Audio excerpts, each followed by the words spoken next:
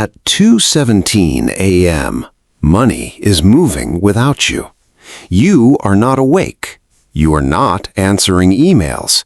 Somewhere a machine clicks, a payment clears, a washer spins, a file downloads. And the strangest part is that nobody claps, nobody calls it genius, and nobody asks whether you are tired. That is the quiet violence of a real asset. It does not care how motivated you feel. It does not need your mood. It just runs. And the question is not whether money can be made while you sleep, because that part was solved a long time ago by landlords, banks, software companies, and vending machines with more discipline than most people. The question is whether you can build something small enough to start, boring enough to survive, and automatic enough to pay you when your body finally gives up and goes offline. Because most people do not really want passive income. They want permission. They want someone to tell them that a regular person can start with one machine, one product, one digital file, one washing unit, one storage unit, and slowly stop renting every hour of their life to the highest bidder. Is that too much to ask? At 2:17 in the morning, you are standing under fluorescent lights, watching time crawl like a tired accountant. Maybe you are working security. Maybe you are doing customer service. Maybe you are lying in bed, not sleeping, doing mental math with money that already disappeared before it arrived. The job pays. The job is honest. But the job has one brutal flaw. When you stop, it stops. That is the old bargain. Your labor for their money. Your hours for their system. Michael Gerber in the E-Myth Revisited built one of the cleanest business ideas ever put into plain English. The goal is not to create a job for yourself, but to create a system that works without needing you at the center of every transaction. Simple, painful, true. Because if the business only makes money when you personally push it forward, you do not own a business yet. You own a demanding little employer with your name on the paperwork. So this is your sleep income investigation. Not fantasy, not guru fog, not a montage of people pointing at rented Lamborghinis while explaining that freedom starts with a webinar. You are looking for 5 business models where the cash register can ring without you standing beside it. What would that actually look like? Start with vending machines. Not glamorous, not sexy, not something that makes your friends lean forward at dinner. But vending is one of the purest examples of a tiny automated store. You buy or lease a machine, you place it where hungry, thirsty, impatient humans already exist. You stock it with snacks, drinks, protein bars, phone chargers, coffee, or whatever the location quietly demands. Then the machine does what humans are very bad at doing. It waits. It waits all day. It waits all night. It waits without checking Instagram, without negotiating, without getting offended, and without asking for a raise. A used vending machine might cost you around $2,000 to $5,000, depending on size, age, card readers, cooling systems, and condition. Initial inventory might cost another $300 to $800. A strong location can gross a few hundred to over $1,000 a month per machine, while a weak location can politely teach you humility. After product costs, payment fees, commissions to the location owner, repairs, gas, and wasted inventory, the real net profit may land anywhere from $75 to $400 per month per machine. That sounds small. Good. Small is honest, because passive income usually begins as unimpressive income that has one extraordinary feature. It does not require you to be physically present for every dollar. Is $200 a month life-changing? No. But $200 a month from one box that sells sugar and caffeine while you sleep is not really about the $200. It is about the proof of concept. It is the first crack in the wall. You learn route planning. You learn location negotiation. You learn margins. You learn that a school, a warehouse, a gym, and a hospital do not behave the same way. You learn that business is not an idea. Business is a machine, a location, a customer behavior, and a margin that survives reality. And once you understand that, a vending machine stops looking like a box of chips. It starts looking like a tiny MPA with a card reader. Then comes print on demand. This one is dangerous because it sounds too easy. You upload a design. A customer buys a shirt, mug, poster, hoodie, tote bag, or phone case. A third-party supplier prints it, packs it, ships it, and handles most of the physical mass. You do not hold inventory. You do not rent a warehouse. You do not order 500 shirts and then discover that the world did not need another motivational wolf design. Startup costs can be close to zero if you use free tools, or maybe $100 to $500 if you pay for design software, mock-ups, ads, samples, or marketplace fees. Profit might be $5 to $15 on a shirt, $10 to $35 on a hoodie, and sometimes more on niche products with emotional value. If one design sells 100 units a month and nets $8 per sale, that is $800 before taxes, refunds, platform fees, and the occasional customer who believes a medium should fit like a personal apology. Is it passive? Not at first. Nothing is passive at first. At first, you are researching niches, writing product titles, testing designs, learning what people actually buy, and discovering that cool and profitable are not always invited to the same wedding. But once a design works, it can keep selling without you touching every order. That is the key. You are not selling cotton. You are selling identity. Daniel Kahneman and Amos Tversky showed the world how irrational humans can be under uncertainty, and retail proves it every day. Because people do not simply buy products, they buy shortcuts for emotion, belonging, status, humor, memory, and self-expression. A shirt that says nothing specific is clothing. A shirt that speaks directly to nurses, gamers, dog owners, new fathers, truck drivers, teachers, or exhausted accountants is a signal. People buy signals. They always have. So print on demand rewards narrow thinking. Not fitness brand. Still too broad. Maybe deadlift humor for women over 40? Maybe dark academic mugs for medical students. Maybe inside jokes for civil engineers who hate variation orders. Now you are getting closer. The internet is not one market. It is millions of tiny rooms. Your job is to enter one room and speak fluently enough that people feel seen. Can you do that while you sleep? The store can. The design can. The ad can. The algorithm can. But only after you do the awake work first. The third model is digital products and online courses. This is where Sleep Income gets elegant. A vending machine sells one snack at a time. Print on demand sells one physical product through someone else's factory. But a digital product sells the same file again and again with almost no marginal cost. An ebook, a template, a spreadsheet, a Notion dashboard, a meal plan, a study guide, a contract checklist, a language course, a beginner training program, a recorded workshop. You build once, you sell many times. That sentence has created more quiet millionaires than most people realize.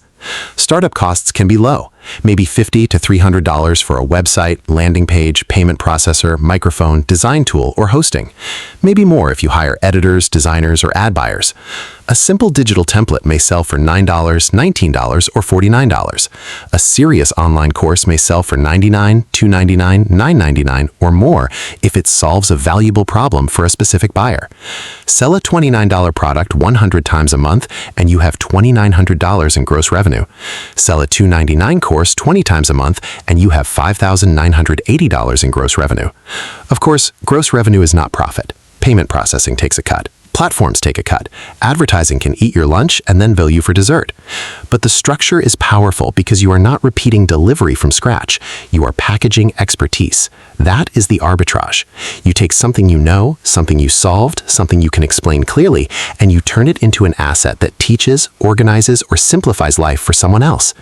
Thomas Stanley and William Danko in The Millionaire Next Door documented a truth that still bothers flashy people.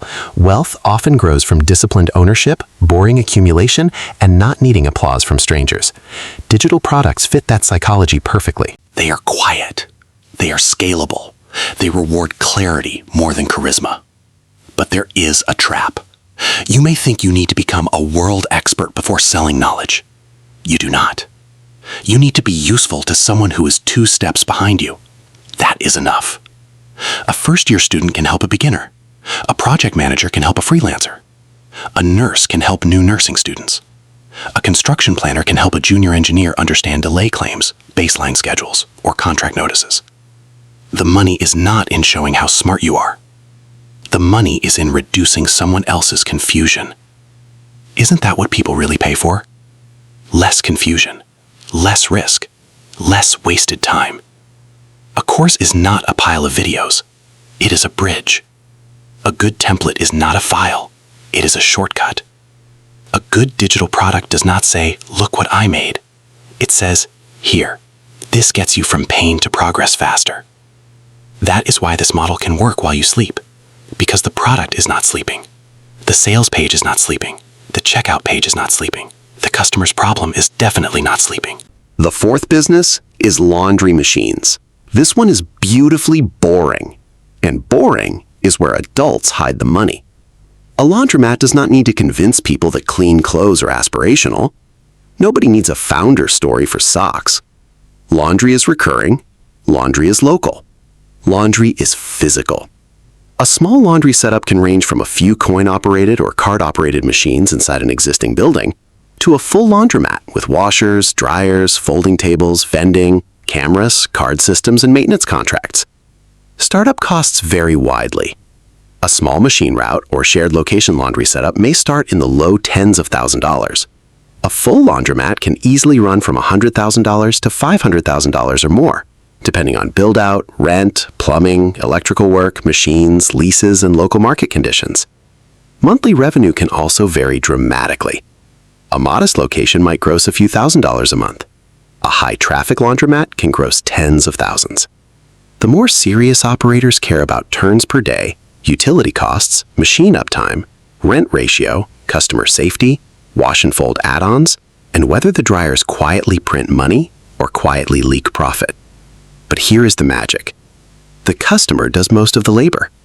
They bring the clothes, they load the machine, they wait. They move clothes to the dryer. They fold, they leave. You own the infrastructure. You own the reliability. You own the location. You own the payment system. You own the reason the machine keeps turning at 2:17 in the morning. The deeper idea is old. Income that depends entirely on labor is fragile. Income connected to assets can compound, stabilize, and separate your earnings from your physical presence. The lesson is not buy a laundromat and become rich. The lesson is sharper. Buy or build machines that solve recurring problems in places where people already need the solution. The fifth business is small self-storage facilities. Now you are entering the kingdom of profitable human denial. People own too much stuff. They do not want to throw it away. They do not want to look at it, so they pay rent to a metal box so their future self can make the decision later. That is self-storage. It is real estate, psychology, and avoidance behavior stacked behind a roll-up door. Small self-storage facilities can be unusually attractive because they often need less daily labor than apartment buildings, retail stores, restaurants, or many service businesses. You are not dealing with toilets at midnight. You are not asking tenants why the sink is leaking. You are renting space, security, access, and convenience. Startup costs can be serious. Buying land, building units, installing gates, cameras, software, lighting, insurance, drainage, and access roads can cost hundreds of thousands to several $1,000,000. But small operators can start differently.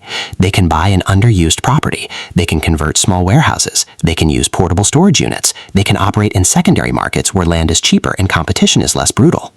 A small facility with 30 units renting at an average of $80 per month could gross $2,400 per month at full occupancy. A 100-unit facility averaging $100 per month could gross $10,000 per month before expenses, debt service, vacancies, taxes, insurance, maintenance, software, and marketing.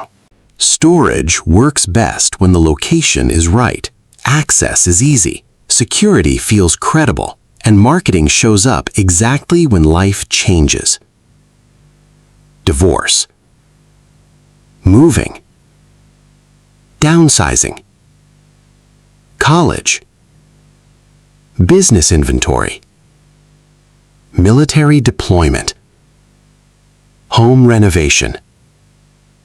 They rent it when life gets messy. Your business gets paid when your facility makes the mess feel manageable. Now, somewhere around this point, Gerber's warning returns here like a patient creditor. You cannot systemize a business you never start. You cannot optimize a location you never visit. You cannot improve a product no customer has rejected. You cannot learn margins from imagination forever. At some point, you must pick one small test. Not the perfect one, the possible one. For vending, that might mean calling 10 local businesses and asking whether they would consider a machine with no upfront cost to them. For print on demand, it might mean publishing 20 niche designs and studying the data for 30 days. For digital products, it might mean selling one $19 checklist before building a giant course. For laundry, it might mean studying 3 local laundromats, calling equipment suppliers, and calculating utility costs before touching a lease. For storage, it might mean mapping demand, occupancy, nearby competition, and land costs before pretending a metal building is automatically a gold mine. You need to avoid businesses where one optimistic assumption makes the whole thing collapse like a cheap folding chair. You are not here for fairy tales. You are here for systems. So here's the real ranking in your head. Vending is the smallest physical test. Print on demand is the smallest creative test. Digital products are the highest margin knowledge test. Laundry is the strongest local infrastructure test. Small self-storage is the closest to real estate with operational simplicity. None of them will make money while you avoid responsibility. That is the paradox. Passive income is active ownership. You build the system. Then the system reduces your required presence. Not to zero, to less. Less means one machine sells at night. One design sells on Sunday. One course sells during dinner. One washer runs before sunrise. You stop asking only, how much do I earn per hour? You start asking, what owns the hour? That is the better question. Because if your income only moves when you move, you are not financially free. You can start with one vending machine, one niche store, one digital product, one laundry feasibility study, or one small storage market map. Buy one, build one, test one. Let reality answer faster than research ever will. Because at 2:17 in the morning, money is moving without you. And this time, that is not a problem. It is the plan. If this shifted how you see time, money, and systems, then do something simple right now. Like this video so you will get more of these ideas into your feed. Subscribe to Flat Broke to Free, because the next breakdown will go deeper into how ordinary people quietly build income streams that operate without permission. And then, decide your first move. Not later. Now.